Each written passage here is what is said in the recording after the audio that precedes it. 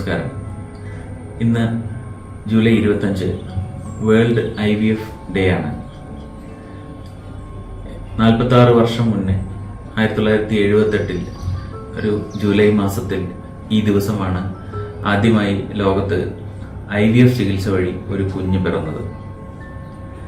ഇത്രയും കാലങ്ങൾ കൊണ്ട് IVF എന്ന ചികിത്സാ മേഖലയിൽ ഒരുപാട് നൂതന സാങ്കേതിക വിദ്യകൾ വികസിച്ചു വന്നിട്ടുണ്ട്.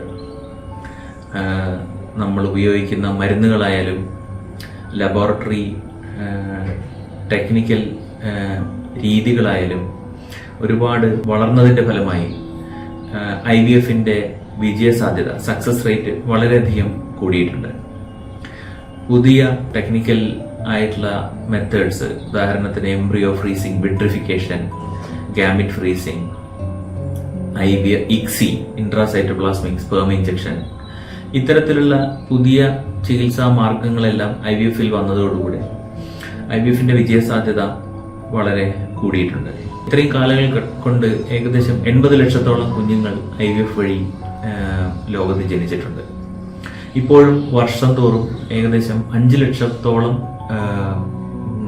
ജന്മങ്ങൾ IVFലൂടെയാണ് എന്ന് വളരെ സന്തോഷകരമായ കാര്യമാണ്.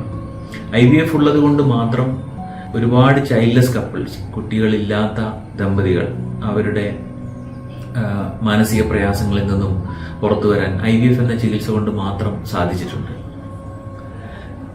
ഈ വേൾഡ് IVF ഡേ ദിവസം ഈ IVFലൂടെ ജനിച്ച കുഞ്ഞുങ്ങൾക്കും അവരുടെ കുടുംബാംഗങ്ങൾക്കും IVF മേഖലയിൽ പ്രവർത്തിക്കുന്ന എംബ്രിയോളജിസ്റ്റുകൾക്കും ക്ലിനീഷ്യൻസിനും ലോകത്തെല്ലാവർക്കും എല്ലാ ആശംസകളും നേരുന്നു.